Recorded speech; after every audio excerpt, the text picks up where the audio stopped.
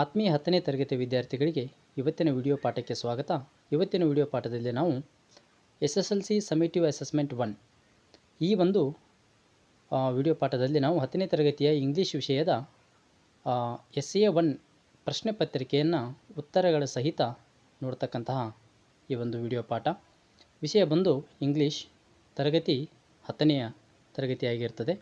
ಈ ಒಂದು ವಿಡಿಯೋ ಪಾಠದಲ್ಲಿ ನಾವು ಪ್ರಶ್ನೆ ಸಂಖ್ಯೆ 1ರಿಂದ ಪ್ರಶ್ನೆ ಸಂಖ್ಯೆ 17ರವರೆಗೆ ಸುಮಾರು 18 ಅಂಕಗಳನ್ನು ಪಡೆದುಕೊಳ್ತಕ್ಕಂತಹ ಸರಳವಾದ ಅಥವಾ ದಾರಿ ಹೇಗೆ, ಸರಳವಾಗಿ ನಾವು 18 ಅಂಕಗಳನ್ನು ಗಳಿಸೋದು ಹೇಗೆ ಅಂತಕ್ಕಂಥದ್ದನ್ನು ಈ ವಿಡಿಯೋ ಪಾಠದಲ್ಲಿ ಪ್ರಶ್ನೆಗಳನ್ನು ಸಹಿತ ಉತ್ತರಗಳನ್ನು ಚರ್ಚಿಸ್ತಕ್ಕಂತಹ ಸಮಯವಾಗಿರ್ತದೆ. ವಿದ್ಯಾರ್ಥಿಗಳಲ್ಲಿ ಒಂದು ರಿಕ್ವೆಸ್ಟ್ ಏನಂತಂದರೆ, ಇಲ್ಲಿವರೆಗೂ ನಮ್ಮ ಚಾನಲ್ಗೆ ಸಬ್ಸ್ಕ್ರೈಬ್ ಆಗಿರಲಿಲ್ಲ ಅಂತಂದರೆ ದಯವಿಟ್ಟು ನಮ್ಮ ಚಾನಲ್ಗೆ ಸಬ್ಸ್ಕ್ರೈಬ್ ಆಗಿ. ಮುಂದಿನ ವಿಡಿಯೋದಲ್ಲಿ ನಾವು ಕ್ವೆಶ್ಚನ್ ನಂಬರ್ 18ರಿಂದ 2ನೇ ಭಾಗವಾಗಿ ಮತ್ತೆ ಇದೇ ರೀತಿಯಾಗಿರ್ತಕ್ಕಂಥ ಪ್ರಶ್ನೆ ಪತ್ರಿಕೆಯನ್ನು ಚರ್ಚಿಸೋಣ. ತಡ ಮಾಡದೆ ಇವತ್ತಿನ ಈ ಒಂದು ವಿಡಿಯೋ ಪಾಠವನ್ನು ಪ್ರಾರಂಭಿಸೋಣ. ಇಲ್ಲಿ class 10th subject English, marks 80, time 3 ಗಂಟೆ 15 ನಿಮಿಷ. Question number 1 ನೋಡೋದಾದ್ರಲ್ಲಿ 4 alternatives are given for the each of the following questions. Choose the correct alternative and right the complete answer along with its letter of alphabet ಅಂತ ಇದೆ. ಒಟ್ಟಾರೆಯಾಗಿ question number 1 ಏನಂತಂದರೆ, ಇಲ್ಲಿ multiple choice ಕ್ವೆಶನ್ಸ್ಗಳು ನಿಮಗೆ 4 multiple choice ಕ್ವೆಶನ್ಸ್ಗಳಿರ್ತವೆ.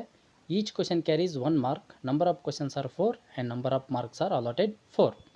ಸಾಧ್ಯ ಆದಷ್ಟು ಪ್ರಶ್ನೆಗಳನ್ನು ಹೇಗೆ ಉತ್ತರಗಳನ್ನು ಕಂಡುಕೊಳ್ತಕ್ಕಂಥದ್ದು ಅಂತಕ್ಕಂಥದ್ದನ್ನು ಕೂಡ ಈ ಒಂದು ವಿಡಿಯೋದಲ್ಲಿ ಚರ್ಚೆ ಮಾಡೋಣ. Question number 1, choose the appropriate question tag and fill in the blank ಅಂತ ಪ್ರಶ್ನೆ. ಹಾಗಾದರೆ ಯಾವ ಒಂದು ವಾಕ್ಯಕ್ಕೆ ನಾವು ಇಲ್ಲಿ ಕ್ವೆಶನ್ ಟ್ಯಾಗ್ ಮಾಡಬೇಕು ಅಂತಂದರೆ, ಇಲ್ಲಿ C is reading books regularly ಅಂತ ಇದೆ. ಈ ಒಂದು ಸೆಂಟೆನ್ಸ್ಗೆ ನಾವು ಕ್ವೆಶನ್ ಟ್ಯಾಗ್ ಮಾಡಬೇಕು. ಕ್ವೆಶನ್ ಟ್ಯಾಗ್ ಮಾಡಬೇಕಾದ್ರೆ ಅವುಗಳದೇ ಆಗಿರತಕ್ಕಂತಹ ಗ್ರಾಮೆಟಿಕಲ್ ರೂಲ್ಸ್ಗಳಿವೆ. ಹಾಗಾದರೆ ಈ ವಾಕ್ಯಕ್ಕೆ ಯಾವ ರೂಲ್ಸ್ ಅಪ್ಲೈ ಆಗ್ತದೆ ಅಂತಕ್ಕಂಥದ್ದನ್ನು ನೋಡೋದಾದರೆ, ಇಲ್ಲಿ ಮೊದಲನೇ ಪ್ರಶ್ನೆ C is reading books regularly ಅಂತ ಇದೆ. ನಾವು ಫಸ್ಟ್ ಮಾಡಬೇಕಾಗಿರ್ತಕ್ಕಂಥ ಕೆಲಸ ಏನಂತಂದರೆ, ಇಲ್ಲಿ ಕೊಟ್ಟಿರ್ತಕ್ಕಂಥ ವಾಕ್ಯ ಪಾಸಿಟಿವ್ ಸೆಂಟೆನ್ಸಾ ನೆಗೆಟಿವ್ ಸೆಂಟೆನ್ಸಾ ಅಂತ ನೋಡ್ಕೋಬೇಕು. ನೆಗೆಟಿವ್ ಸೆಂಟೆನ್ಸ್ ಅನ್ನೋದನ್ನು ಹೇಗೆ ಐಡೆಂಟಿಫೈ ಮಾಡ್ತೀವಿ, ಗುರುತಿಸ್ತೀವಿ ಅಂತಂದರೆ, ಇಲ್ಲಿ ಆ ವಾಕ್ಯದಲ್ಲಿ ನೋ, ನಾಟ್, ನೆವರ್ ಅಂತಕ್ಕಂತಹ ವರ್ಡ್ಸ್ಗಳು ಯಾವುದಾದ್ರೂ ಬಂದಿದ್ದರೆ, 3ರ ಪೈಕಿ ಯಾವುದಾದ್ರೂ ಒಂದು ವರ್ಡ್ ಬಂದಿದ್ದರೂ ಕೂಡ ಅದು ನೆಗೆಟಿವ್ ಸೆಂಟೆನ್ಸ್ ಆಗಿರ್ತದೆ. ಹಾಗಾದರೆ ಈ ಸೆಂಟೆನ್ಸ್ನಲ್ಲಿ ಯಾವುದೇ ರೀತಿಯಾಗಿರ್ತಕ್ಕಂತಹ ನೆಗೆಟಿವ್ ವರ್ಡ್ಸ್ಗಳು ಬಂದಿರದೇ ಕಾರಣ ಇದು ಪಾಸಿಟಿವ್ ಸೆಂಟೆನ್ಸ್ ಆಗಿರ್ತದೆ. As per question tag rule ಏನು ಹೇಳ್ತದೆ ಅಂತಂದರೆ, ಇಲ್ಲಿ ಅವ್ರು ಕೊಟ್ಟಿರ್ತಕ್ಕಂಥ ಸೆಂಟೆನ್ಸು ಪಾಸಿಟಿವ್ ಇದ್ದರೆ ನಾವು ನೆಗೆಟಿವ್ ಮಾಡಬೇಕು, ಅವರೇ ನೆಗೆಟಿವ್ ಕೊಟ್ಟಿದ್ರೆ ನಾವು ಅದನ್ನು ಪಾಸಿಟಿವ್ ಮಾಡಬೇಕು. ಹಾಗಾಗಿ ಕ್ವೆಶನ್ ಟ್ಯಾಗ್ ಮಾಡಬೇಕಾದ್ರೆ ಫಸ್ಟ್ ರೂಲ್ ಏನು ಹೇಳ್ತದೆ ಅಂತಂದರೆ, ಇಲ್ಲಿ ಕೊಟ್ಟಿರ್ತಕ್ಕಂಥ ಸೆಂಟೆನ್ಸ್ನಲ್ಲಿ ಇರ್ತಕ್ಕಂಥ ಹೆಲ್ಪಿಂಗ್ ವರ್ಬನ್ನು ಫಸ್ಟ್ ಬರ್ಕೊಳ್ರಿ. ಬರ್ಕೊಂಡ್ಮೇಲೆ ಆ ಸೆಂಟೆನ್ಸು ಪಾಸಿಟಿವ್ ಇದ್ದರೆ ನಾವು ನೆಗೆಟಿವ್ ಮಾಡಬೇಕು. ನೆಗೆಟಿವ್ ಹೆಂಗೆ ಮಾಡಬೇಕಂತಂದರೆ, ಇದು ಏನು ಬರೆದು ಅಪಾಸ್ಟ್ರಫಿ ಕೊಟ್ಟು ಟಿ ಬರೆದು ನೆಗೆಟಿವ್ ಮಾಡಬೇಕಾಗ್ತದೆ. ಹಾಗಾಗಿ ಇಲ್ಲಿರ್ತಕ್ಕಂಥದ್ದು ಸಬ್ಜೆಕ್ಟ್, ಆ ವಾಕ್ಯದಲ್ಲಿರ್ತಕ್ಕಂಥ ಸಬ್ಜೆಕ್ಟ್ ಸಿ ಆಗಿರೋದ್ರಿಂದ ಆ್ಯಸ್ ಇಟ್ ಈಸ್ ಏನು ಚೇಂಜ್ ಮಾಡಲಾರ್ದಂಗೆ ಸಿ ಬರಿಬೇಕು. ಅಕಸ್ಮಾತ್ ಏನಾದರೂ ಹೆಸರಿದ್ದರೆ ಅದು ಮೇಲ್ ಅಥವಾ ಗಂಡು ಮಕ್ಕಳ ಹೆಸರಿದ್ದರೆ ಹಿ ಬರಿಬೇಕು, ಲೇಡೀಸ್ ಹೆಸರಿದ್ದರೆ ಸಿ ಬರಿಬೇಕು. ಹಾಗಾಗಿ ಇಲ್ಲಿ ಇಷ್ಟು ಸಂಕ್ಷಿಪ್ತವಾಗಿ ರೂಲ್ಸ್ಗಳನ್ನು ನೋಡೋದ್ರ ಮುಖಾಂತರ ನಮಗಿಲ್ಲಿ ಸರಿಯಾಗಿರ್ತಕ್ಕಂಥ ಉತ್ತರ option B isn't C. Second ಕ್ವೆಶನ್ಗೆ ಹೋಗೋದಾದರೆ, ಇಲ್ಲಿ read the following conversations and fill in the blank with the correct if clause choosing from the given alternatives ಅಂತ ಇದೆ. ಇಲ್ಲಿ ಇಫ್ ಕ್ಲಾಸನ್ನು ಗುರುತಿಸಬೇಕು ಅಥವಾ ಬರೀರಿ ಅಂತಕ್ಕಂಥದ್ದು ಪ್ರಶ್ನೆ ಇದೆ. ಕಾನ್ವರ್ಜೇಷನ್ ಯಾರ್ಯಾರ ಮಧ್ಯಕ್ಕೆ ನಡೀತದೆ ಅಂತಂದರೆ, ಇಲ್ಲಿ ರಾಕೇಶ್ ಮತ್ತು ಸ್ವಪ್ನ. ರಾಕೇಶ್ ಏನು ಹೇಳ್ತಾನೆ, how did you reach school ಪ್ರಶ್ನೆ ಮಾಡ್ತಾನೆ. How did you reach school? Swapna replied, ಏನು ರಿಪ್ಲೈ ಮಾಡ್ತಾಳೆ ಅಂತಂದರೆ, ಇಲ್ಲಿ I reached on foot because I missed the bus. ನೋಡಿರಿ ಇಲ್ಲಿ ಎಷ್ಟು ನೀಟಾಗಿ ಹೇಳ್ತಾರೆ ಅಂತಂದರೆ, ಇಲ್ಲಿ ಯಾಕೆ ನೀನು ಬಸ್ಸನ್ನು ಹೇಗೆ ನೀನು ಸ್ಕೂಲನ್ನು ರೀಚ್ ಆದೆ ಅಂತ ರಾಕೇಶ್ ಪ್ರಶ್ನೆ ಮಾಡಿದಾಗ, ಸ್ವಪ್ನ ನಾನು ನಡ್ಕೊಂಡು ಹೋಗಿನೇ ಸ್ಕೂಲ್ ರೀಚ್ ಆದೆ, ಕಾರಣ ಏನಂತಂದರೆ ಇಲ್ಲಿ ನಾನು ಬಸ್ಸನ್ನು ಮಿಸ್ ಮಾಡ್ಕೊಂಡೆ. ಅವಾಗ ರಾಕೇಶ್ ಏನು ಹೇಳ್ತಾನೆ ಅಂತಂದರೆ, ಇಲ್ಲಿ if you had left home early, ನೀನೇನಾದರೂ ಮುಂಚೆನೇ ಮನೆ ಬಿಟ್ಟಿದ್ದಾಗಿದ್ದರೆ you dash caught the bus. ಈ ಸೆಂಟೆನ್ಸನ್ನು ನೋಡೋದಾದರೆ ಇಲ್ಲಿ ಸಾಧ್ಯತೆ ಇದೆನಾ ಇಲ್ವಾ ಅಂತಕ್ಕಂಥದ್ದನ್ನು ನೋಡ್ಕೋಬೇಕಾಗ್ತದೆ. ಹಾಗಾಗಿ ಇಲ್ಲಿ ಮನೆಯನ್ನು ಬೇಗನೆ ಬಿಟ್ಟಿದ್ದೇ ಆಗಿದ್ದರೆ ಬಸ್ಸನ್ನು ತಲುಪ್ತಕ್ಕಂತಹ ಅಥವಾ ಬಸ್ಸನ್ನು ಹಿಡಿತಕ್ಕಂತಹ ಒಂದು ಸಾಧ್ಯತೆ ಇತ್ತು ಅನ್ನೋ ಕಾರಣಕ್ಕಾಗಿ ನಾವಿಲ್ಲಿ ಆನ್ಸರ್ ಬಂದುಬಿಟ್ಟು ವುಡ್ ಹ್ಯಾವನ್ನು ಸೇರಿಸಿ ನಾವು ಓದೋದಾದರೆ, ಇಲ್ಲಿ ರಾಕೇಶ್ ಏನು ಹೇಳ್ತಾನೆ, if you had left home early you would have caught the bus ಅಂತಕ್ಕಂಥದ್ದು ಇಲ್ಲಿ ಉತ್ತರವಾಗಿರ್ತದೆ. ಈಗ question number 3, read the given conversation and choose the language function for the underlined sentence ಅಂತ ಇದೆ. ಈ ಕಾನ್ವರ್ಜೇಷನನ್ನು ಓದಬೇಕು. ಅಂಡರ್ಲೈನ್ ಮಾಡಲ್ಪಟ್ಟಿರ್ತಕ್ಕಂಥ ಸೆಂಟೆನ್ಸು ಲ್ಯಾಂಗ್ವೇಜ್ ಫಂಕ್ಷನಲ್ಲಿ ಏನಾಗ್ತದೆ, ಭಾಳಷ್ಟು ಸುಲಭವಾಗಿರ್ತಕ್ಕಂಥ ಪ್ರಶ್ನೆ. ಟೀಚರ್ ಏನು ಹೇಳ್ತಾರೆ, the conversation is going between teacher and the student. ಇಲ್ಲಿ ಟೀಚರ್ ಮತ್ತು ಸ್ಟೂಡೆಂಟ್ ನಡುವೆ ಕಾನ್ವರ್ಜೇಷನ್ ನಡೀತಾ ಇದೆ. ಟೀಚರ್ ಕೇಳ್ತಾರೆ, why are you talking? Student ಹೇಳ್ತಾನೆ, ma'am she is joking. Teacher, it is not right, get out of the class. ನೋಡಿ, ಆ ಸೆಂಟೆನ್ಸೇ ಹೇಳ್ತದೆ ನಮಗೆ ಲ್ಯಾಂಗ್ವೇಜ್ ಫಂಕ್ಷನಲ್ಲಿ ಏನಾಗ್ತದೆ. Option A offering help, option B asking advice, option C giving advice, option D order. ನೋಡಿ ಎಷ್ಟು ಈಸಿಯಾಗಿ ಅರ್ಥ ಮಾಡ್ಕೋಬೋದು ಅಂತಂದರೆ ಇಲ್ಲಿ ಇಟ್ ಈಸ್ ನಾಟ್ ರೈಟ್, ನೀನು ಮಾಡ್ತಾ ಇರ್ತಕ್ಕಂಥದ್ದು ಸರಿ ಇಲ್ಲ, ಗೆಟ್ ಔಟ್ ಆಫ್ ದಿ ಕ್ಲಾಸಿಂದ ಎದ್ದು ಹೊರಗೆ ಹೋಗ್ಬಿಡಿ ನೀನು ಅಂತಕ್ಕಂಥದ್ದು ಆಪ್ಷನ್ ಏನಾಗಿರ್ತದೆ ಇಲ್ಲಿ ಆನ್ಸರ್. Option D order. ಇಲ್ಲಿ ವಿದ್ಯಾರ್ಥಿಗಳು ಗಮನಿಸಬೇಕೇನಂತಂದರೆ ಇಲ್ಲಿ ನೀವು ಇಂಗ್ಲೀಷ್ ಒಂದೇ ಅಲ್ಲ, ಯಾವುದೇ ವಿಷಯವನ್ನು ತೆಗೆದುಕೊಂಡ್ರೆ ಮಲ್ಟಿಪಲ್ ಚಾಯ್ಸ್ ಕ್ವಶನಲ್ಲಿ ನೀವು ಡೀಪಾಗಿ ಸ್ಟಡಿ ಮಾಡಬೇಕು ಅಂತ ಇದ್ದರೆ ಬರೀ ಸರಿಯಾಗಿರ್ತಕ್ಕಂಥ ಉತ್ತರ ಕಡೆಗೆ ಮಾತ್ರ ಗಮನವನ್ನು ಕೊಡಬಾರ್ದು. ಬದಲಾಗಿ ಏನು ಮಾಡಬೇಕಂತಂದರೆ ಇಲ್ಲಿ ಇನ್ನೂ ಉಳಿದಿರ್ತಕ್ಕಂತಹ 3 ಆನ್ಸರ್ಗಳು ಯಾಕೆ ಆ ಪ್ರಶ್ನೆಗೆ ಸರಿ ಹೋಗಲಿಲ್ಲ ಅಂತಕ್ಕಂಥದ್ದನ್ನು ಕೂಡ ನೀವು ಸ್ಟಡಿ ಮಾಡಬೇಕಾಗ್ತದೆ. Question number 4, read and choose the infinitive. ಇದು ಕೂಡ ಭಾಳಷ್ಟು ಈಸಿಯಾಗಿರ್ತಕ್ಕಂಥ ಕ್ವಶನು. ಹಾಗಾಗಿ ಇದು ಒಳ್ಳೆ ಎಕ್ಸ್ಪರ್ಟ್ ಆಗಿರ್ತಕ್ಕಂಥ ವಿದ್ಯಾರ್ಥಿಗಳಿಗೆ, ಆಮೇಲೆ ಅವರೇಜ್ ಸ್ಟೂಡೆಂಟ್ಗಳಿಗೆ ಮತ್ತು ಸ್ವಲ್ಪ ಓದೋದರಲ್ಲಿ ಹಿಂದುಳಿದಿರ್ತಕ್ಕಂತಹ ಮುದ್ದು ಮಕ್ಕಳಿಗೆ ಭಾಳಷ್ಟು ಈಸಿಯಾಗಿ ಒಂದು ಮಾರ್ಕನ್ನು ಪಡೀಲಿಕ್ಕೆ ಅವಕಾಶ ಇಲ್ಲಿ ಇರ್ತದೆ. ಹಾಗಾದರೆ ನೋಡೋಣ ಹೆಂಗೆ ಐಡೆಂಟಿಫೈ ಮಾಡೋದು. ಭಾಳ ಸುಲಭ. Read and choose an infinitive. ಈ ಒಂದು ಕೆಳಕೊಟ್ಟಿರ್ತಕ್ಕಂಥ ವಾಕ್ಯವನ್ನು ಓದಿ ಇನ್ಫಿನಿಟಿವ್ ವರ್ಡನ್ನು ಗುರುತಿಸಿರಿ ಅಂತ ಇದೆ. Raju has become a doctor to serve the sick. ರೋಗಿಗಳಿಗೆ ಟ್ರೀಟ್ಮೆಂಟ್ ಕೊಡೋ ಸಲುವಾಗಿ ರಾಜು ಡಾಕ್ಟರ್ ಆದ ಅಂತಕ್ಕಂಥ ವಾಕ್ಯ ಇದೆ. ಇಲ್ಲಿ ರೂಲ್ಸ್ ಏನು ಹೇಳ್ತದೆ ಇನ್ಫಿನಿಟಿವ್ ಬರಿಬೇಕಾದ್ರೆ ಅಂತಂದರೆ ಇಲ್ಲಿ TO2 ಬಂದಿರಬೇಕು. ಅದಾಗ್ತಿದ್ದಂಗೆ ಮೇನ್ ವರ್ಬ್ ಬಂದಿರಬೇಕು. ಮೇನ್ ವರ್ಬ್ ಇರಬೇಕು, ಇಲ್ಲ ಅಂತಂದರೆ ಅದಕ್ಕೆ ಇನ್ನೊಂದು ಹೆಸರು ಪ್ರಿನ್ಸಿಪಲ್ ವರ್ಬ್ ಅಂತ ಕೂಡ ಕರೀತಾರೆ. 2 ಪ್ಲಸ್ ಪ್ರಿನ್ಸಿಪಲ್ ವರ್ಬ್.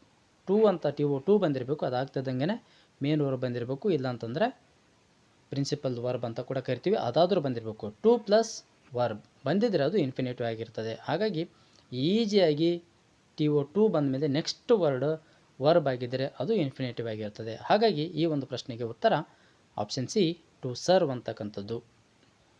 ಇನ್ನು main question number 2, do as directed. Number of questions ನಿಮಗಿಲ್ಲಿ 12 ಇದ್ದಾವೆ. 12 ಕ್ವಶನ್ಸ್ಗಳಿದ್ದಾವೆ ಮತ್ತು ನಿಮಗಿಲ್ಲಿ ಒಂದೊಂದು ಪ್ರಶ್ನೆಗೆ ಒಂದೊಂದೇ ಮಾರ್ಕ್ ಇರೋದರಿಂದ number of questions are 12 and number of marks are allotted 12 only.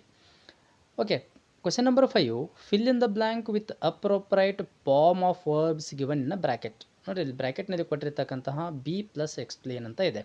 ಇಲ್ಲಿ ಫಾರ್ಮ್ ಆಫ್ ವರ್ಬ್ಸ್ಗಳು do form of verbs, be form of verbs, ಆಮೇಲೆ ಹ್ಯಾವ್ ಫಾರ್ಮ್ ಆಫ್ ವರ್ಬ್ಸ್ ಅಂತಕ್ಕಂಥದ್ದು ಬರ್ತವೆ. ಈ ಫಾರ್ಮ್ಗಳ ಮೇಲೆ ಮುಂದಿನ ದಿನಗಳಲ್ಲಿ ಒಂದು ವಿಡಿಯೋವನ್ನು ಈ ಒಂದು ಚಾನೆಲ್ನಲ್ಲಿ ಅಪ್ಲೋಡ್ ಮಾಡಲಾಗೋದು. ವಿದ್ಯಾರ್ಥಿಗಳು ಅದರ ಲಾಭವನ್ನು ಪಡೆದುಕೊಳ್ಬೇಕು. ಸೊ ಸದ್ಯಕ್ಕೆ ಈ ಒಂದು ವಾಕ್ಯಕ್ಕೆ ಇಲ್ಲಿ ಬಿ ಫಾರ್ಮ್ ಆಫ್ ವರ್ಬ್ ಯಾವುದು ಬರ್ತದೆ ಅಂತಂದರೆ ಇಲ್ಲಿ ಟೀಚರ್ ಡ್ಯಾಶ್ ಬ್ರ್ಯಾಕೆಟ್ನಲ್ಲಿ ನೋಡಿದ್ರೆ ಬಿ ಪ್ಲಸ್ ಎಕ್ಸ್ಪ್ಲೇನ್ ಅಂತ ಇದೆ, ಗ್ರಾಮರಿಂದ ಕ್ಲಾಸ್ ಅಂತ ಇದೆ. ಬಿ ಫಾರ್ಮ್ ಆಫ್ ವರ್ಬ್ ಬಂದಿರೋದ್ರಿಂದ ಟೀಚರ್ ಈಸ್ ಎಕ್ಸ್ಪ್ಲೇನಿಂಗ್ ಗ್ರಾಮರಿಂದ ಕ್ಲಾಸ್. ಅಕಸ್ಮಾತಾಗಿ ಟೀಚರ್ ಡ್ಯಾಶ್ ಗ್ರಾಮರಿಂದ ಕ್ಲಾಸ್ ಎಸ್ಟರ್ಡೇ ಅಂತ ಬಂದಿದ್ದರೆ ನಮಗಿಲ್ಲಿ ಈಸ್ ಎಕ್ಸ್ಪ್ಲೇನಿಂಗ್ ಬರೋದಿಲ್ಲ, ಬದಲಾಗಿ ಫಾಸ್ಟ್ ಟೆನ್ಸ್ ಆಗೋದರಿಂದ, ಎಸ್ಟರ್ಡೇ ಅಂತ ಬಂದರೆ ಫಾಸ್ಟ್ ಟೆನ್ಸ್ ಆಗೋದರಿಂದ ವಾಸ್ ಎಕ್ಸ್ಪ್ಲೇನಿಂಗ್ ಅಂತ ಬರ್ತದೆ. ಅದು ಫಾರ್ಮ್ ಆಫ್ ವರ್ಬ್ಸ್ನಲ್ಲಿ ಚರ್ಚೆ ಮಾಡೋಣ. ಈ question number 6, fill in the blank with appropriate preposition. ಕೊಟ್ಟಿರ್ತಕ್ಕಂಥ ಬಿಟ್ಟ ಸ್ಥಳದಲ್ಲಿ ಪ್ರಿಪೋಸಿಷನನ್ನು ತುಂಬಿರಿ ಅಂತ ಇದೆ. ಪ್ರಿಪೋಸಿಷನ್ ಅಂತಂದರೆ ಇಲ್ಲಿ the word which connects 2 words in a sentence. ಒಂದೇ ವಾಕ್ಯದಲ್ಲಿ 2 ಶಬ್ದಗಳನ್ನು ಜಾಯಿನ್ ಮಾಡ್ತಕ್ಕಂತಹ ಅಥವಾ ಲಿಂಕ್ ಮಾಡ್ತಕ್ಕಂತಹ ವರ್ಡ್ಸನ್ನು ಪ್ರಿಪೋಸಿಷನ್ ಅಂತ ಕರಿತೀವಿ. ಅವಕ್ಕೆ ಲಿಂಕಿಂಗ್ ವರ್ಡ್ಸ್ ಅಂತ ಕೂಡ ಕರೀತಾರೆ, ಪ್ರಿಪೋಸಿಷನ್ ಅಂತ ಕೂಡ ಕರೀತಾರೆ, ಜಾಯ್ನಿಂಗ್ ವರ್ಡ್ಸ್ ಅಂತ ಕೂಡ ಕರೀತಾರೆ. Swami was afraid dash darkness. Swami was afraid of darkness.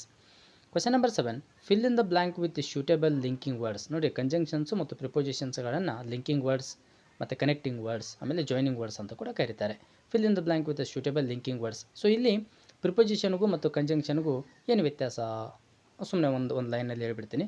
Preposition ಅಂತಂದರೆ ಒಂದೇ ವಾಕ್ಯದಲ್ಲಿರ್ತಕ್ಕಂತಹ ಎರಡು ಪದಗಳನ್ನು ಜಾಯಿನ್ ಮಾಡ್ತಕ್ಕಂಥದ್ದನ್ನು ಪ್ರಿಪೋಸಿಷನ್ ಅಂತ ಕರೆದ್ರೆ, ಎರಡು ಬೇರೆ ಬೇರೆ ವಾಕ್ಯಗಳನ್ನ ಜಾಯಿನ್ ಮಾಡ್ತಕ್ಕಂಥದ್ದೇ ಕಂಜಂಕ್ಷನ್ಸ್. ಅದರಲ್ಲಿ ಕಂಜಂಕ್ಷನಲ್ಲಿ ಕೋಆರ್ಡಿನೇಟಿಂಗ್ ಕಂಜಂಕ್ಷನ್ಸ್, ಸಬಾರ್ಡಿನೇಟಿಂಗ್ ಕಂಜಂಕ್ಷನ್ಸ್ ಭಾಳಷ್ಟು ಒಳ್ಳೆ ಚೆನ್ನಾಗಿರ್ತಕ್ಕಂತಹ ಗ್ರಾಮರ್ ಪಾಯಿಂಟ್ಗಳಾಗಿವೆ.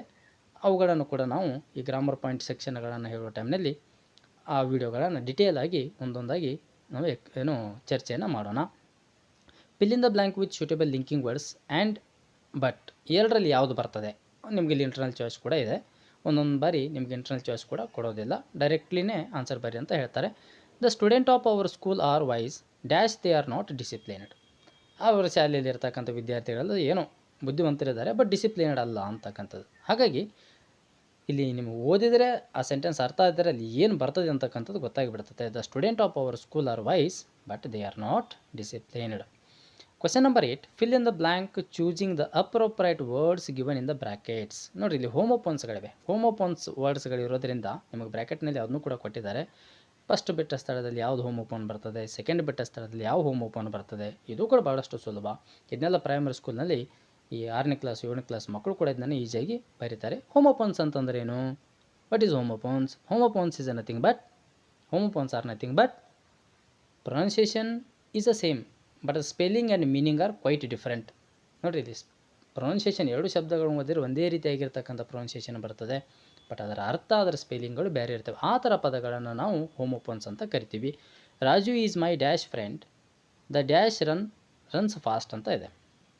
ಇಲ್ಲಿ Raju is my dear friend, DEAR, dear, ಆತ್ಮೀಯ ಗೆಳೆಯ ಅಂತ.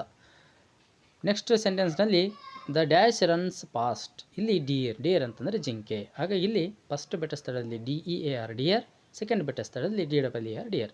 Question number 9, choose correct calculative word for class. ನೋಡಿ, ನಿಮಗೆ ಕ್ವೆಶನ್ ಪೇಪರ್ನಲ್ಲಿ ಕಾಲಮ್ A, ಕಾಲಮ್ B ಅಂತ ಕೂಡ ಕೊಡ್ತಾರೆ. ಡೋಂಟ್ ಗೆಟ್ ಇಟ್ ಕನ್ಫ್ಯೂಸನ್ನು ಮಾಡ್ಕೊಳ್ತಕ್ಕಂತಹ ಅವಶ್ಯಕತೆ. ಈ ಒಂದು ವಾಕ್ಯದಲ್ಲಿ ಕ್ಯಾಲ್ಕುಲೇಟಿವ್ ವರ್ಡ್ ನಿಮಗೆ ಅಲ್ಲಿ ಕ್ವೆಶನ್ ಪೇಪರ್ನಲ್ಲಿ ಕಾಲಮ್ A, ಕಾಲಮ್ B ಅಂತ ಕೊಟ್ಟಿರ್ತಾರೆ. ಕಾಲಮ್ ಎನಲ್ಲಿ ಜಸ್ಟ್ ಇಮ್ಯಾಜಿನ್ ಮಾಡಿಕೊಡ್ರಿ, ಕಾಲಮ್ ಎನಲ್ಲಿ ಕ್ಲಾಸ್ ಅಂತ ಕೊಟ್ಟಿದ್ದು, ಕಾಲಮ್ ಬಿನಲ್ಲಿ ಬ್ರ್ಯಾಕೆಟ್ನಲ್ಲಿ ನಿಮಗೆ ಈ 4 ವರ್ಡ್ಸ್ಗಳನ್ನ ಕೊಟ್ಟಿರ್ತಾರೆ. School, room, table, standard.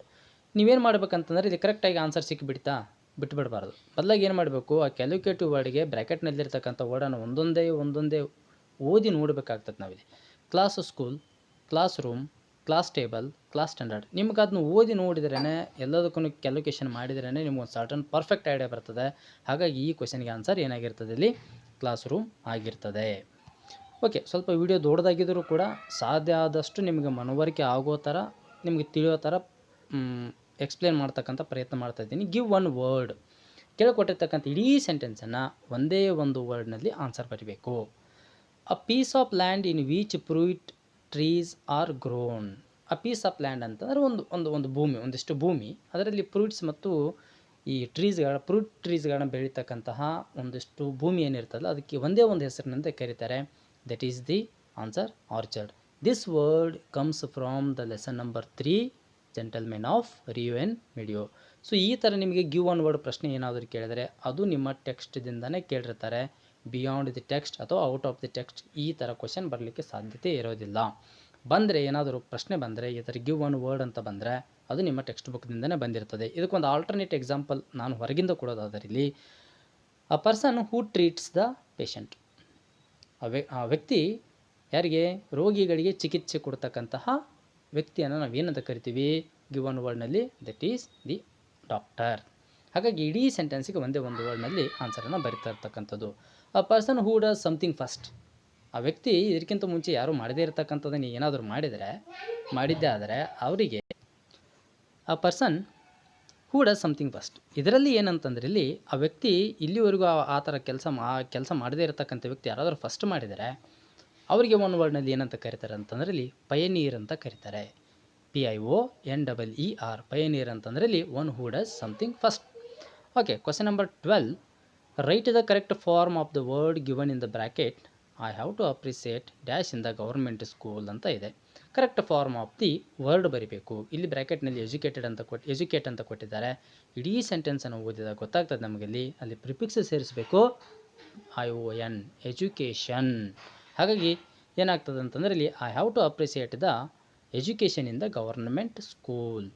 Frame question ಭಾಳಷ್ಟು ಅದ್ಭುತವಾಗಿರ್ತಕ್ಕಂತಹ ಒಂದು ಏನು ಗ್ರಾಮರ್ ಟಾಪಿಕ್ ಇದು. ಯಾಕಂತಂದರೆ ಇಲ್ಲಿ every day we are going to make a lot of questions to the lot of people. ಹಾಗಾಗಿ ಫ್ರೇಮ್ ಕ್ವಶನ್ ಪ್ರಶ್ನೆಯನ್ನು ರಚನೆ ಮಾಡಿ ಯಾವಾಗ ರಚನೆ ಮಾಡಬೇಕಂತಂದರೆ ಇಲ್ಲಿ ಅಂಡರ್ಲೈನ್ ಮಾಡಲ್ಪಟ್ಟಿರ್ತಕ್ಕಂತಹ ವರ್ಡೇ ನಮಗೆ ಆನ್ಸರ್ ಆಗಿ ಬರುವಂತೆ ಪ್ರಶ್ನೆ ಮಾಡಬೇಕು.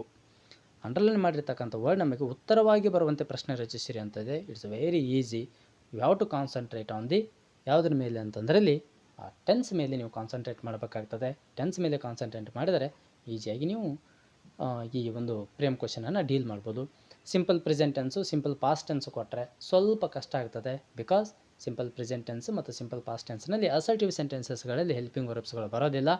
ಇದು ನಮಗೆ ತೊಂದರೆ ಇಲ್ಲ. ಕಾರಣ ಏನಂತಂದರೆ ಇಲ್ಲಿ ಪಾಸ್ಟ್ ಕಂಟಿನ್ಯೂಸ್ ಟೆನ್ಸಿನಲ್ಲಿರೋದ್ರಿಂದ ಆಲ್ರೆಡಿ ನಿಮಗಲ್ಲಿ ಹೆಲ್ಪಿಂಗ್ ವರ್ಬ್ ವಾಸ್ ಅಂತ ಇದೆ.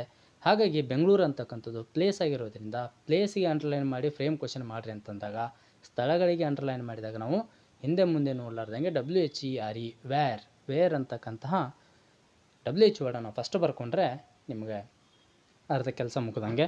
ವ್ಯಕ್ತಿಗಳ ಹೆಸರಿಗೆ ಅಂಡರ್ಲೈನ್ ಮಾಡಿದರೆ ಅವಾಗ ನೀವು ಹೂ ಅಂತ ತೊಗೊತೀರಿ. ಆಮೇಲೆ ಆ ವ್ಯಕ್ತಿಗಳು ಮಾಡ್ತಕ್ಕಂಥ ಪ್ರೊಫೆಷನ್ಗೆ ಅಂದರೆ ಅವ್ರು ಮಾಡ್ತಕ್ಕಂಥ ಕೆಲಸಗಳಿಗೆ ಅಂಡರ್ಲೈನ್ ಮಾಡಿದರೆ, take an example, my father is a farmer. ಇಲ್ಲಿ ಫಾರ್ಮರ್ ಅಂತಕ್ಕಂಥದ್ದು ಅಂಡರ್ಲೈನ್ ಮಾಡಿದರೆ ಅಲ್ಲಿ WHIT ವಾಟ್ ಅಂತಕ್ಕಂಥದ್ದನ್ನು ತೊಗೋಬೇಕಾಗ್ತದೆ. ಹಾಗಾಗಿ ಈ WH ವರ್ಡ್ಗಳನ್ನು ಇಟ್ಟುಕೊಂಡು ನಾವು ಫ್ರೇಮ್ ಕ್ವಶನ್ ಹೆಂಗೆ ಮಾಡೋದು ಅನ್ನೋದಕ್ಕೂ ಕೂಡ ನಾವು ಅದೇ ಗ್ರಾಮರ್ ಟಾಪಿಕ್ ಮೇಲೆ ಮುಂದಿನ ದಿನಗಳಲ್ಲಿ ವಿಡಿಯೋ ಮಾಡ್ತೀವಿ. ನಮ್ಮ ಚಾನಲನ್ನು ನೋಡ್ಕೊತಾ ಇರಿ. ತಪ್ಪದೇ ವಿದ್ಯಾರ್ಥಿಗಳು ತಮಗೆ ಉಪಯುಕ್ತ ಅನಿಸಿದರೆ ಇದರಿಂದ ನಾನು ಏನಾದರೂ I got some knowledge from this video, ಈ ಒಂದು ವಿಡಿಯೋದಿಂದ ನಾನು ಏನಾದರೂ ಸ್ವಲ್ಪ ನಾಲೆಜನ್ನು ಪಡೆದುಕೊಂಡೆ ಅಂತ ಅನಿಸಿದರೆ ನಮ್ಮ ಚಾನಲ್ಗೆ ಸಬ್ಸ್ಕ್ರೈಬ್ ಮಾಡಿ, ಸಾಧ್ಯ ಆದಷ್ಟು ಇದನ್ನು ವಿಡಿಯೋನ ಶೇರ್ ಮಾಡಿ. ಮುಂದಕ್ಕೆ ಹೋಗೋಣ. She was going to Bengaluru. ಆವಾಗಿನ ಬೆಂಗಳೂರು ಈಗ ಬೆಂಗಳೂರು ಆಗಿದೆ. ಫೈನ್. ಇಲ್ಲಿ ಪ್ಲೇಸ್ ಬಂದೈತೆ ಅಂತಂದಾಗ as I told you before, ನಾನು ಮೊದಲೇ ಹೇಳಿರೋಂಗೆ WHERE ವೇರ್ ತಗೊಳ್ರಿ. ತೊಗೊಂಡು ಆಲ್ರೆಡಿ ನಿಮಗಲ್ಲಿ ಹೆಲ್ಪಿಂಗ್ ವರ್ಬ್ ಇದೆ, ಆ್ಯಸ್ ಇಟ್ ಈಸ್ ವಾಸ್ ಬರ್ಕೊಳ್ರಿ. ಅಲ್ಲಿರ್ತಕ್ಕಂಥ ಸಬ್ಜೆಕ್ಟ್ ಬರೀಬೇಕು, ಮೇನ್ ಅವ್ರು ಬರೀಬೇಕು, ಮರಿಲಾರ್ದಂಗೆ ಕ್ವಶನ್ ಮಾರ್ಕನ್ನು ಇಡಲೇಬೇಕು. ಅಕಸ್ಮಾತ್ ಏನಾದರೂ ಸಿಗೆ ಅಂಡರ್ಲೈನ್ ಮಾಡಿದರೆ, ಸಿಗೆ ಅಂಡರ್ಲೈನ್ ಮಾಡಿದಾಗ ಅಲ್ಲಿ ಪರ್ಸನ್ಗೆ ಅಥವಾ ಪ್ರೊನೌನ್ಗೆ ಅಂಡರ್ಲೈನ್ ಮಾಡಿದಾಗ WH ಹೂ ತೊಗೊಂಡ್ರೆ ನೀವು who was going to Bengaluru question mark ಇಡೋದನ್ನು ತಪ್ಪಬಾರ್ದು, ಮರಿಬಾರ್ದು. Question number 14, identify the parts of speech of the word. ಈ ಕೊಟ್ಟಿರ್ತಕ್ಕಂತಹ ಸೆಂಟೆನ್ಸ್ನಲ್ಲಿ ಒಂದು ವರ್ಡ್ಗೆ ಅಂಡರ್ಲೈನ್ ಮಾಡಲಾಗಿದೆ. ಆ ಅಂಡರ್ಲೈನ್ ಮಾಡಲ್ಪಟ್ಟಿರ್ತಕ್ಕಂಥ ವರ್ಡ್ ನಿಮಗೆ ಪಾರ್ಟ್ಸ್ ಆಫ್ ಸ್ಪೀಚ್ನಲ್ಲಿ ಏನಾಗ್ತದೆ ಅಂತಕ್ಕಂಥದ್ದು ನೋಡೋದಾದ್ರಲ್ಲಿ Ravi is a clever boy. ಸ್ವಲ್ಪ ಈ ವಿಡಿಯೋ ಲೆಂತಿ ಆಗಿರೋದ್ರಿಂದ, ದೊಡ್ಡದಾಗಿರೋದ್ರಿಂದ ಸ್ವಲ್ಪ ತಾಳ್ಮೆಯಿಂದ ನೋಡ್ಕೋಬೇಕು ವಿದ್ಯಾರ್ಥಿಗಳು. ಯಾಕಂತಂದರೆ we are not joking, we are going to deal with ಎಷ್ಟು ಮಾರ್ಕ್ಸ್ಗೆ 18 ಮಾರ್ಕ್ಸ್ಗೆ ನಾವು ಡೀಲ್ ಮಾಡ್ತಾ ಇದ್ದೀವಿ. ಹಾಗಾಗಿ Ravi is a clever boy. ಇಲ್ಲಿ ಕ್ಲೆವರ್ ಅನ್ನೋ ವರ್ಡ್ಗೆ ಅಂಡರ್ಲೈನ್ ಮಾಡಿದ್ದಾರೆ. ಸುಮ್ಮನೆ ಕ್ಲೆವರ್ ಅಂದ ತಕ್ಷಣ ಕ್ಲೆವರ್, ಬ್ಯೂಟಿಫುಲ್, ಹ್ಯಾಂಡ್ಸಮ್ಮು, ಆಮೇಲೆ ಜೀನಿಯಸ್ ಈ ಥರ ಬರ್ತಿದ್ದಂಗೆ ಸುಮ್ಮನೆ ಅಂಡರ್ಲೈನ್ ಮಾಡಿ ಅಡ್ಜೆಕ್ಟಿವ್ ಅಂತ ಬರೆಯೋದಲ್ಲ. ಯಾಕೆ ಅದೇ ಅಡ್ಜೆಕ್ಟಿವ್ ಆಯಿತು? ಯಾಕಾಯಿತು ಅಂತಂದರೆ ಇಲ್ಲಿ adjectives are nothing but which shows the quality of noun or pronoun. ನಾಮಪದ ಅಥವಾ ಸರ್ವನಾಮಪದದ ಬಗ್ಗೆ ವಿಶೇಷವಾಗಿ ಹೇಳಲ್ಪಡ್ತಕ್ಕಂಥ ಪದ ಇದಿರೋದು that is called an adjective. ಅದೇ ನಾಮಪದ ಅಥವಾ ಸರ್ವನಾಮಪದ ಮಾಡ್ತಕ್ಕಂಥ ಕೆಲಸದ ಬಗ್ಗೆ ಏನಾದರೂ ವಿಶೇಷವಾಗಿ ಹೇಳಲ್ಪಟ್ಟಿದ್ರೆ that is called an adverb. ಇದು ವ್ಯತ್ಯಾಸ ತಿಳ್ಕೊಂಡ್ರೆ ನಿಮ್ಗೆ ಅರ್ಥ ಆಗ್ತದೆ. ಹಾಗಾಗಿ ಇಲ್ಲಿ ಕ್ಲೆವರ್ ಅಂತಕ್ಕಂಥದ್ದು ಆ್ಯನ್ ಅಡ್ಜೆಕ್ಟಿವ್ ಆಗಿರುತ್ತೆ. ಇನ್ನು question number 15, use the word peace, PEACE, peace as a noun in a sentence in your own. PACE piece ಅಂತಕ್ಕಂಥ ವರ್ಡನ್ನು ನೀವು ನಿಮ್ಮದೇ ಆಗಿರ್ತಕ್ಕಂಥ ವಾಕ್ಯ ರಚನೆ ಮಾಡಿದರೆ ಆ ಒಂದು ವಾಕ್ಯದಲ್ಲಿ ಆ ಪೀಸ್ ಅಂತಕ್ಕಂಥ ವರ್ಡು ನಾಮಪದವಾಗಿ ಬರುವಂತೆ ವಾಕ್ಯವನ್ನು ರಚಿಸಿ. ಇಲ್ಲಿ ನನಗೆ ಅನಿಸಿದ್ದನ್ನು ನನ್ನ ಪ್ರಕಾರ ನಾನು ಒಂದು ವಾಕ್ಯ ರಚನೆ ಮಾಡಿದ್ದೇನೆ. The people of the world want peace from wars. ಯುದ್ಧಗಳಿಂದ ಪ್ರಪಂಚದ ಜನತೆ ಏನನ್ನು ಬಯಸ್ತಾ ಇದೆ ಅಂತಂದರೆ ಶಾಂತಿಯನ್ನು ಬಯಸ್ತಾ ಇದೆ. ಹಾಗಾಗಿ ನಿಮಗೆ ತಕ್ಕಂತೆ ನಿಮಗೆ ಅನುಕೂಲ ಆಗುವಂತೆ ಫಾರ್ಮ್ ಎ ಸಿಂಪಲ್ ಸೆಂಟೆನ್ಸ್, ಭಾಳಷ್ಟು ಸರಳವಾಗಿರ್ತಕ್ಕಂತಹ ಸೆಂಟೆನ್ಸ್ಗಳನ್ನು ರಚನೆ ಮಾಡಿ. ಡೋಂಟ್ ಗೆಟ್ ಇಟ್ ಕನ್ಫ್ಯೂಸ್ ಆಗಬೇಡಿ. ಆಮೇಲೆ ಸರಳವಾಗಿರ್ತಕ್ಕಂಥ ವರ್ಡ್ಗಳನ್ನೇ ಯೂಸ್ ಮಾಡ್ಕೊಂಡು ಸೆಂಟೆನ್ಸನ್ನು ಫ್ರೇಮ್ ಮಾಡಿ. ನೀವು ಟೆಕ್ಸ್ಟ್ ಬುಕ್ನಲ್ಲಿ ಇರತಕ್ಕಂಥ ಆನ್ಸರನ್ನು ಆ್ಯಸ್ ಇಟ್ ಈಸ್ ಬರೆದರೆ ದಟ್ ಈಸ್ ಕಾಪಿಡ್, ಅದು ಕಾಪಿ ಮಾಡಿದಂಗೆ ಲೆಕ್ಕ. ಟೆಕ್ಸ್ಟ್ ಬುಕ್ನಲ್ಲಿರತಕ್ಕಂತಹ ಆನ್ಸರ್ಗಳನ್ನ ಸರಿಯಾಗಿ ಓದಿ ನಿಮ್ಮ ವೇನಲ್ಲಿ ಅದೇ ಪಾಯಿಂಟ್ಗಳನ್ನ ಎಕ್ಸ್ಪ್ರೆಸ್ ಮಾಡೋದೇ that is called an intelligence. Question number 16, read the following conversation and change the underline sentence into reported speech. Reported speech ಮೇಲೇ ಒಂದು ಅರ್ಧ ಗಂಟೆ ಆಗುವಷ್ಟು ಕ್ಲಾಸನ್ನು ಮಾಡ್ಬೋದು. ಮುಂದಿನ ದಿನಗಳಲ್ಲಿ ಅದನ್ನು ಕೂಡ ಮಾಡೋಣ. ಇಲ್ಲಿ ಕಾನ್ವರ್ಸೇಷನ್ ವಾಸು ಮತ್ತು ಕಿಶೋರ್ ನಡುವೆ ಕಾನ್ವರ್ಸೇಷನ್ ಇದೆ. Hello Kishore, what you want? Kishore I want a wrist watch. Vasu asked Kishore ಏನಂತ ಕೇಳ್ತಾನೆ, ಏನು ಬೇಕಂತ ಕೇಳಿದ. ಅವಾಗ ಕಿಶೋರ್ ಏನು ಮಾಡ್ತಾನಂತಂದರೆ, ಕಿಶೋರ್ ರಿಪ್ಲೈಡ್ ದ್ಯಾಟ್, ನೀವು ಮಾಡಬೇಕಾಗಿರೋದು ಒಂದೇ ಸೆಂಟೆನ್ಸ್ಗೆ ಇಲ್ಲೈತೆ ನೋಡು, ವಾಸು ಆಸ್ಕ್ಡ್ ಕಿಶೋರ್ ಅಂತ ಇದೆಯಲ್ಲ, ಅದಾದಮೇಲೆ ಕಿಶೋರ್ ರಿಪ್ಲೈಡ್ ಅಂತ ಏನೈತೆ ನೋಡು, ಅಲ್ಲಿಂದ ನೀವು ಅದು ಒಂದೇ ಸೆಂಟೆನ್ಸ್ಗೆ ನೀವು ರಿಪೋರ್ಟೆಡ್ ಸ್ಪೀಚ್ ಅಥವಾ ಇಂಡೈರೆಕ್ಟ್ ಸ್ಪೀಚ್ ಮಾಡಬೇಕಾಗ್ತದೆ. ಇಲ್ಲೇನಿದೆ, I want a wrist watch ಅಂತಕ್ಕಂಥ ಸೆಂಟೆನ್ಸ್ಗೆ ನೀವೇನು ಮಾಡಬೇಕು, ಇಲ್ಲಿ ರಿಪೋರ್ಟೆಡ್ ಸ್ಪೀಚ್ ಮಾಡಬೇಕು. ಕಿಶೋರ್ ರಿಪ್ಲೈಡ್ ದ್ಯಾಟ್ ಅಂತ ಇದು ಕಾಮನ್ ಥಿಂಗ್, ನಿಮಗೆ ಇದಿಷ್ಟು ರಿಪೋರ್ಟಿಂಗ್ ವರ್ಬನ್ನು ಬರೀಬೇಕಾಗ್ತದೆ. ಐ ಬಿಕಮ್ಸ್ ಹಿ, ಇಲ್ಲಿ ಪ್ರೊನೌನ್ ಚೇಂಜ್ ಆಗ್ತದೆ. ಹಾಗಾಗಿ ಇಲ್ಲಿ ಸೆಂಟೆನ್ಸ್ ಕೂಡ ನಿಮಗೆ ಸಿಂಪಲ್ ಪ್ರೆಸೆಂಟ್ ಟೆನ್ಸ್ನಲ್ಲಿ ಸೆಂಟೆನ್ಸ್ ಇರೋದರಿಂದ ರಿಪೋರ್ಟೆಡ್ ಸ್ಪೀಚ್ ಮಾಡಬೇಕಾದ್ರೆ if the sentence is in a simple present tense that sentence should be change as A simple past tense. Simple past tense ಆಗಿ ಬದಲಾವಣೆ ಮಾಡಲೇಬೇಕಾಗ್ತದೆ. ಬಿಕಾಸ್ ಯಾಕಂತಂದರೆ that is the rule of reported speech. ಹಾಗಾಗಿ ಇಲ್ಲಿ I becomes he pronoun change ಆಗಬೇಕು. Want a wrist watch ಅಂತ ಇದೆಯಲ್ಲ, ಅದು simple present ಟೆನ್ಸ್ನಲ್ಲಿ ಇರೋದರಿಂದ ಮೇನ್ ವರ್ಬ್ ಪಾಸ್ಟ್ ಟೆನ್ಸ್ ಫಾರ್ಮ್ಗೆ ಹೋಗಲೇಬೇಕಾಗ್ತದೆ. That he wanted a wrist watch ಅಂತ ಇದೆ. ನೆಕ್ಸ್ಟ್ ನಿಮಗೆ main question number 3. The following paragraph has 2 errors. Edit the paragraph and rewrite it in the answer booklet, ಅಥವಾ ನಿಮ್ಗೆ ಕೊಟ್ಟಿರ್ತಕ್ಕಂಥ ಆನ್ಸರ್ನ ಬುಕ್ಲೆಟ್ನಲ್ಲಿ ಅಥವಾ ಆನ್ಸರ್ ಪೇಪರ್ನಲ್ಲಿ ಬರೀರಿ. ಕ್ಲೂಸ್ ಆರ್ ಗಿವನ್ ಬಿಲೋ ಅಂತ ಇದೆ. It's an amazing question. ಇದು ಹೆಂಗಂತಂದರೆ ಅಲ್ಲೇ ಡ್ರಾ ಅಲ್ಲೇ ಬಹುಮಾನ, ಕ್ವಶನು ಅಲ್ಲೇ ಆನ್ಸರು ಅಲ್ಲೇ. ಹೆಂಗಂತಂದರೆ ಐಡೆಂಟಿಫಿಕೇಷನ್ ಮಾಡಿ ಬರೀಬೇಕು, that's it.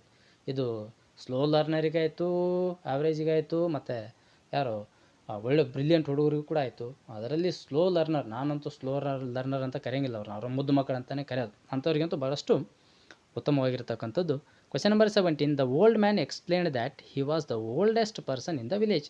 Almost every one there was related to him and all the child of Rio and Medio was his nieces and ನಿಪ್ಯೂಸ್ ಅಂತ ಇದೆ. ಇದು ಕೂಡ that is also took from lesson number 3 the gentlemen of Rio and Medio ಪಾಠದಿಂದಲೇ ತೆಗೆದುಕೊಂಡಿರ್ತಕ್ಕಂಥ ಒಂದು small paragraph. ಇಲ್ಲಿ ನನ್ನ ಕೇಳೋದಾದರೆ, if you want to deal this kind of question ಅಥವಾ ಕ್ವಶನ್ ನಂಬರ್ 17 ಡೀಲ್ ಮಾಡೋದಾದರೆ, ಗೋ ಥ್ರೂ ದಿ ಏನು ಮಾಡ್ಬೇಕಂತಂದಲ್ಲಿ, ಫಸ್ಟ್ಗೆ ನೀವು don't read out the given ಪ್ಯಾರಾಗ್ರಾಫನ್ನು ಫಸ್ಟ್ ಓದಬೇಡ್ರಿ ನನ್ನ ಕೇಳೋದಾದರೆ. ಇಲ್ಲ ನಿಮ್ಗೆ ಅದಕ್ಕಿಂತ ನಿಮಗೆ ಈಸಿಯೆಸ್ಟ್ ವೇ ಅನಿಸಿದರೆ, ನಿಮಗೆ ನಿಮ್ಮದೇ ಆಗಿರತಕ್ಕಂಥ ವೇನೆಲ್ಲ ಡೀಲ್ ಮಾಡಿದ ನಂತರ that is okay, no problem at all. But ನನ್ನ ಕೇಳೋದಾದರೆ ಇಲ್ಲಿ ಫಸ್ಟಿಗೆ ನೀವು ಕೊಟ್ಟಿರ್ತಕ್ಕಂಥ ಕ್ವಶನ್ ಎ ಕ್ವಶನ್ ಬಿ ಅನ್ನು ಓದ್ಕೊಂಡ್ಬಿಡ್ಬೇಕು. ಫಸ್ಟಿಗೆ ಕ್ವಶನ್ ಓದಿದರೆ ಇಮಿಡಿಯೇಟ್ಲಿ ನೀವು ಪ್ಯಾರಾಗ್ರಾಫ್ ಓದೋ ಟೈಮ್ನಲ್ಲಿ ನಿಮ್ಗೆ ಆನ್ಸರ್ ಐಡೆಂಟಿಫಿಕೇಷನ್ ಮಾಡಲಿಕ್ಕೆ ಈಸಿ ಆಗ್ತದೆ. ಹೋಗಲಿ, question A article to be corrected.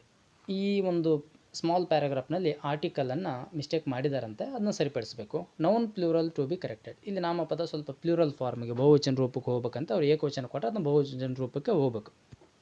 So it's very easy. ಹೆಂಗೆ ಐಡೆಂಟಿಫಿಕೇಷನ್ ಮಾಡೋದು ಅಂತಂದ್ರೆ, ಇಲ್ಲಿ ಆರ್ಟಿಕಲ್ಸ್ಗಳು ಯಾವ ಅನ್ನೋದನ್ನು ಹುಡುಕಬೇಕು. ಫಸ್ಟ್ ಆರ್ಟಿಕಲ್ ಅಂದರೆ ಏನು ಗೊತ್ತಿರಬೇಕು. ಎ ಆ್ಯನ್ ಮತ್ತು the definite article, A an ಎರಡು ಇಂಡೆಫಿನೆಟ್ ಆರ್ಟಿಕಲ್. ಅಲ್ಲಿ ಎ ಆ್ಯನ್ ದ ಎಲ್ಲಿ ಬಂದವಂತ ನೋಡ್ಕೋಬೇಕು. ನೋಡ್ಕೊಂಡ್ಮೇಲೆ ನೀವು ಆರ್ಟಿಕಲ್ಸ್ ರೂಲ್ಸ್ಗಳೇನದಾವಲ್ಲ ಸ್ವಲ್ಪ ನೆನಪು ಮಾಡಿಕೊಂಡು ಇಲ್ಲಿ ಬರೀಬೇಕಾಗ್ತದೆ. ಈ ಒಂದು ಕ್ವಶನಲ್ಲಿ the old man explain that he was a oldest ಅಂತ ಆಗಿದೆ. ಅಲ್ಲಿ ಅ ಬರಲ್ಲ, ಆ್ಯನ್ ಬರಬೇಕು. ಕಾರಣ ಏನಂತಂದ್ರೆ ಇಲ್ಲಿ ಆ ಓಲ್ಡೆಸ್ಟ್ ಅಂತಕ್ಕಂಥ ವರ್ಡ್ದು ಫಸ್ಟ್ ಲೆಟ್ರ್ ಏನಾಗಿದೆ ಅಂತಂದ್ರೆ ಇಲ್ಲಿ ವಾವೆಲ್ ಆಗಿದೆ. ವಾವೆಲ್ ಲೆಟ್ರ್ ಜೊತೆಗೆ ಮತ್ತೆ ಅದು ವಾವೆಲ್ ಸೌಂಡನ್ನೇ ಪ್ರೊಡ್ಯೂಸ್ ಮಾಡ್ತಾ ಇರೋದರಿಂದ, ಪ್ರೊನೌನ್ಸಿಯೇಷನ್ ಕೂಡ ವಾವೆಲ್ ಸೌಂಡ್ ತಾನೇ ಇರೋದರಿಂದ ಅಲ್ಲಿ ಆ್ಯನ್ ಬರಲೇಬೇಕು. ನೆಕ್ಸ್ಟ್ ನೋಡೋದಾದ್ರೆ ಇಲ್ಲಿ almost every one there was related to him and all the child of Rio and Medio was his nieces and nephews. ಇಲ್ಲಿ ಚೈಲ್ಡ್ ಅಂತ ಆಗೋದಿಲ್ಲ, ಅದು ಪ್ಲೂರಲ್ ಫಾರ್ಮ್ ಏನಾಗ್ತದೆ ನೌನದು ಅಂತಂದರೆ ಇಲ್ಲಿ ಚೈಲ್ಡ್ ಅಂತಕ್ಕಂಥದ್ದು ನೌನದು ಪ್ಲೂರಲ್ ಫಾರ್ಮ್ ಮತ್ತು ಬಹುವಚನ ರೂಪ ಏನಾಗ್ತದೆ ಅಂತಂದರೆ ಇಲ್ಲಿ ಚಿಲ್ಡ್ರನ್ ಆಗ್ತದೆ. ಹಾಗಾಗಿ ಆನ್ಸರ್ ಎ ಆ್ಯನ್ ಆಗಿದ್ದಾರೆ, ಆನ್ಸರ್ ಬಿ ಚಿಲ್ಡ್ರನ್ ಆಗ್ತದೆ. ಇದನ್ನು ನೀವು ಎಡಿಟ್ ಮಾಡಿ ಮತ್ತೆ ರೀರೈಟ್ ಈ ಪ್ಯಾರಾಗ್ರಾಫನ್ನು ಬರೆದು ನೀವು ಕರೆಕ್ಟ್ ಮಾಡಲ್ಪಟ್ಟಿರ್ತಕ್ಕಂಥ ವರ್ಡ್ಸ್ಗಳಿಗೆ ನೀಟಾಗಿ ಸ್ವಲ್ಪ ಅಂಡರ್ಲೈನ್ ಮಾಡಿದರೆ ಇವರಿಗೆ ಡೆಫಿನೆಟ್ಲಿ 2 ಮಾರ್ಕ್ಸ್. ಹಾಗಾಗಿ ವಿದ್ಯಾರ್ಥಿಗಳು ಇವತ್ತಿನ ಈ ಒಂದು ವಿಡಿಯೋ ಪಾಠದಲ್ಲಿ ನಾವು ಕ್ವಶನ್ ನಂಬರ್ 1ರಿಂದ ಕ್ವಶನ್ ನಂಬರ್ 17 ಹೆಚ್ಚು ಕಡಿಮೆ 18 ಮಾರ್ಕ್ಸ್ಗಳನ್ನ ಕವರ್ ಮಾಡ್ತಕ್ಕಂತಹ ವಿಡಿಯೋ ಪಾಠ ಆಗಿರ್ತದೆ. ಇನ್ನು ಮುಂದಿನ ವಿಡಿಯೋದಲ್ಲಿ ನಾವು ಕ್ವಶನ್ ನಂಬರ್ 18ರಿಂದ ಚರ್ಚೆಯನ್ನು ಮಾಡೋಣ. ಹಾಗಾಗಿ ವಿದ್ಯಾರ್ಥಿಗಳು ಸರಿಯಾದ ರೀತಿಯಲ್ಲಿ ಪ್ರಾಕ್ಟೀಸ್ ಮಾಡಿ ಮತ್ತೆ ನಮ್ಮ ಚಾನಲ್ಗೆ ಸಬ್ಸ್ಕ್ರೈಬ್ ಮಾಡಿ. ಧನ್ಯವಾದಗಳು.